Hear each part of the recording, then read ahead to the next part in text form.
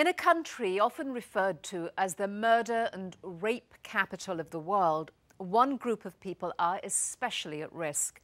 And despite some of the most progressive laws in the world to protect them, they are increasingly the targets of a particularly heinous crime. We travel to South Africa to meet a young survivor whose courage is inspiring.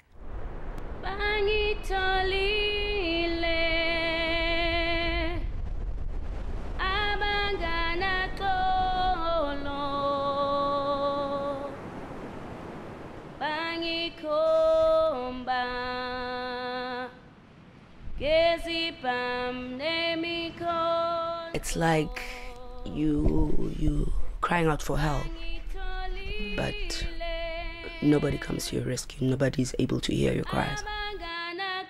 Oyama Mbopa knows just what that feels like. She's a survivor of brutal violence, and when she was attacked, her cries went unanswered.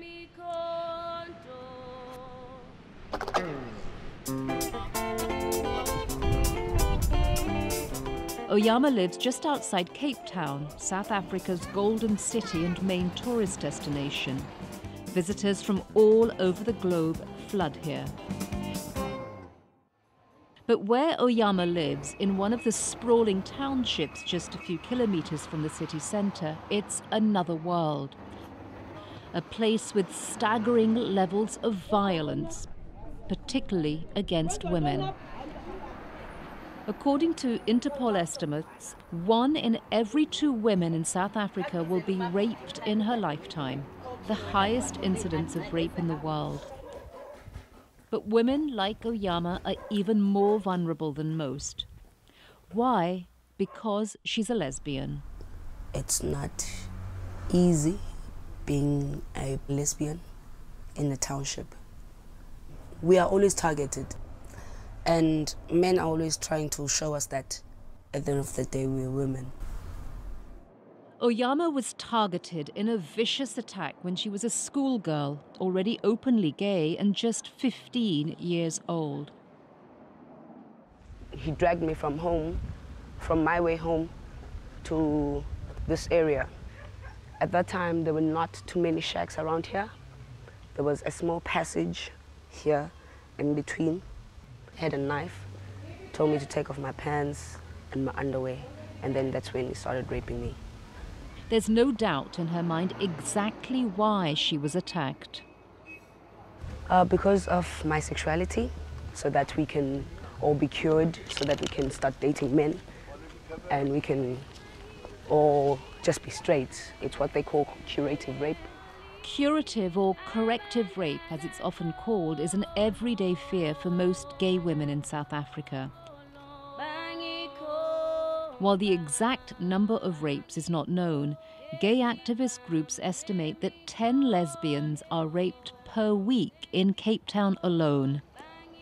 And since 1998, more than 30 of these hate crimes have led to the victim's death.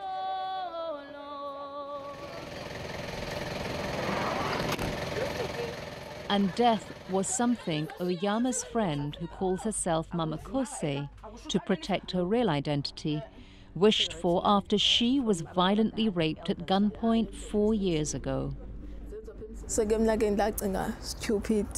I thought stupidly that I should just kill myself. Mama Kose asked us not to show her face. One day when I was alone in the house, I took petrol, poured it over me, took a match, and set myself on fire.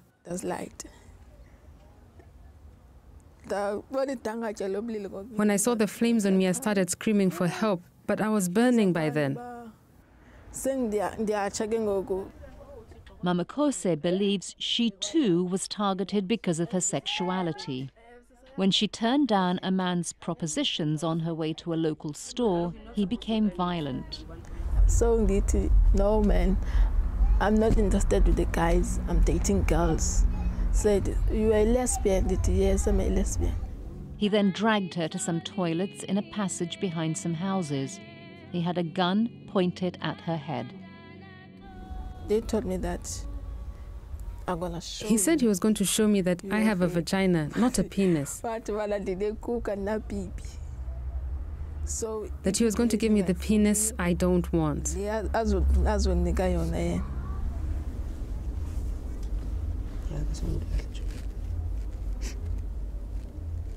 Mama Kose survived the attack, but the shame left her scarred both emotionally and physically for life. Some experts say that the shocking levels of violence against women in South Africa are a reflection of the country's troubled past.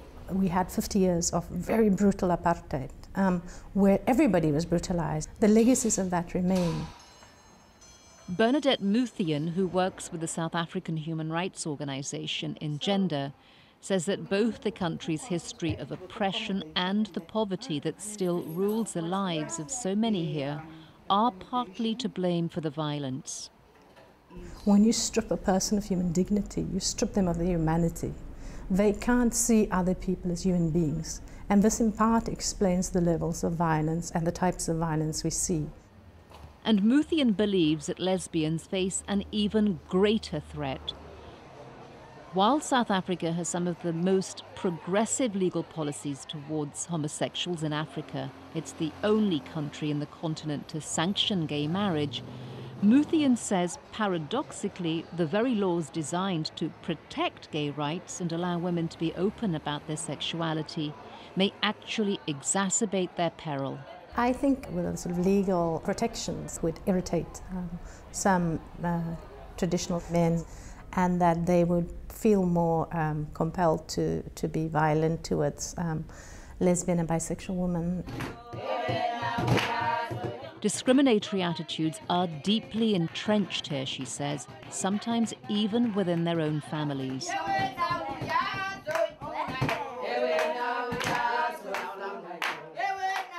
Although Oyama is now clearly surrounded by the love and support of her large family, it wasn't always so.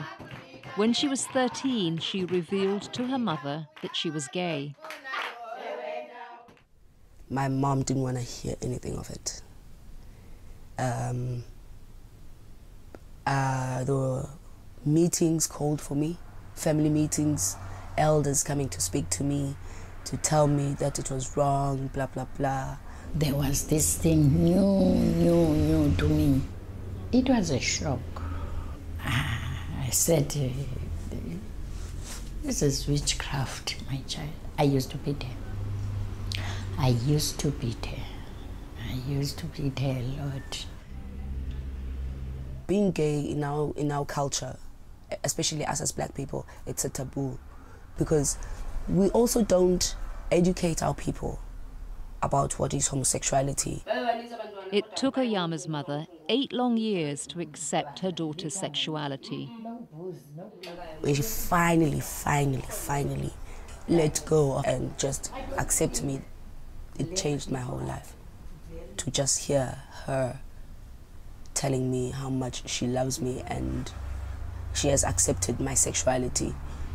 Yes, I did accept my child as she is, and I love her. I love her. And to help her, her family arranged a ceremony for Oyama and her twin sister. Their grandfather honors their ancestors and calls both for any evil deeds perpetrated against the sisters in the past to be cleansed and for them to be protected in the future.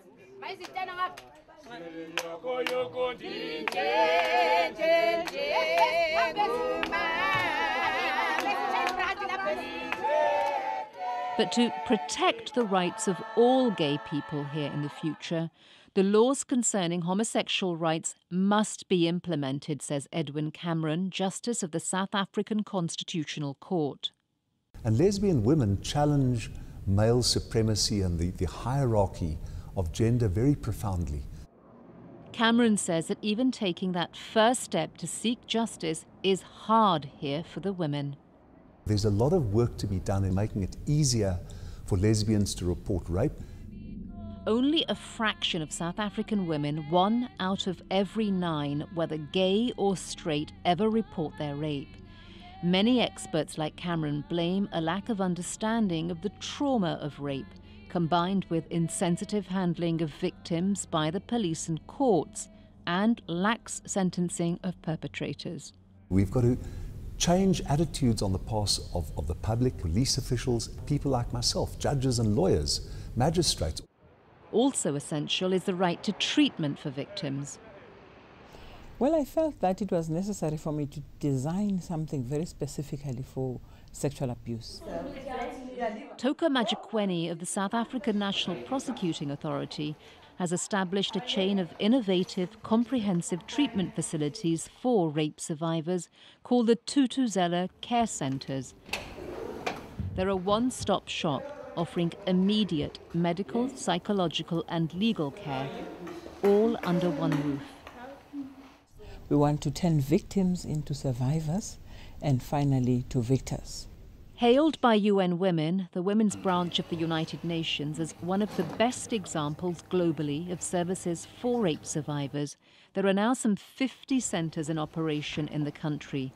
But Majikweni believes for women to really become victors, there must be an end to rape cases that drag on for years and prolong the suffering of survivors.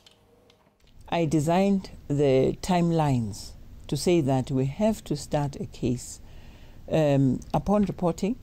9 months later, that victim must have her verdict. Now she says prosecutors provided by the centres are getting higher conviction rates faster. Nobody should be violated in that way. Nomkibo Manzini, chief of the South African UN Women Office, which works with the government to combat rape, agrees a fast and sensitive response for victims is essential. The South African government, I think, has done well in terms of the legislation. They need also to ensure that when gays and lesbians experience rape and murder, they can follow up as quickly as possible before the evidence disappears.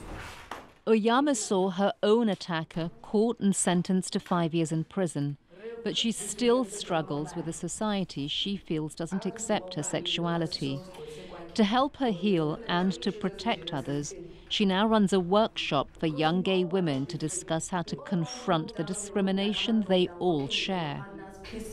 Without anyone pointing fingers. That's a very valid point.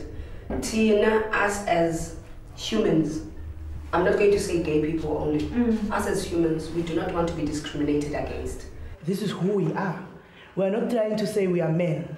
We're taking over the men. We're just saying this is who we are. Accept us as the women that we are. But Oyama believes that real acceptance can't happen until male attitudes towards women and especially towards lesbians also change. It's a sentiment shared wholeheartedly by this man. We think it's important that men join the movement and stand up against gender-based violence. Dumisani Ribombo works for an organization called Sonki Gender Justice, which runs a bold program with men and boys in South Africa's townships. The goal is to change the attitude that violence against women is acceptable and to teach them that each man can make a difference. We want men to realize that it is so inhuman not to respect someone. It is worse to even instill violence acts because you disagree with a person's ideals or opinions. And Dumisani is speaking from the heart. At age 15, ill-equipped, he says, to resist peer pressure, he reluctantly took part in a gang rape for which he received an overwhelming reception from his classmates. We were given a standing ovation for that act, as if we have done something so great. But I was eaten from that moment on by guilt. Driven by his desire to right his wrong, he now dedicates his life to preventing men and boys from committing the same crime he did. We cannot say we are free when our women, be it straight or lesbian, they walk in fear in every day of their lives.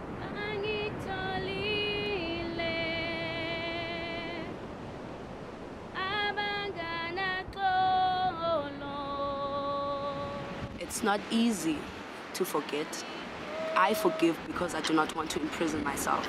There are times when I feel like I'm being imprisoned in my own body. It's like I wanted to break free from all the negativity. While the memories of her attack can't be erased, Oyama is determined to remain true to who she is until such a time that she and all the other women like her are accepted and they can walk free from fear. Just because I was a victim of rape, I'm not going to dwell on that. I'm going to study. I'm going to be someone. And I want him to see me tomorrow as a successful woman.